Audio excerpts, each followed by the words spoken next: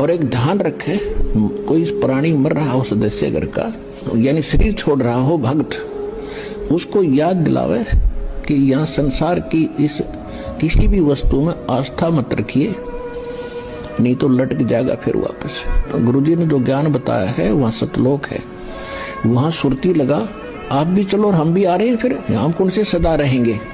तो उस समय उसका यहाँ से मन हटावे। अब पहले क्या करते थे, जब वो मरने लगता उसे पूछते तुझे कौन याद आता है, वो कभी कहता मुझे फलाना पोता याद आता, उसके दर्शन करा दो फिर मरूंगा।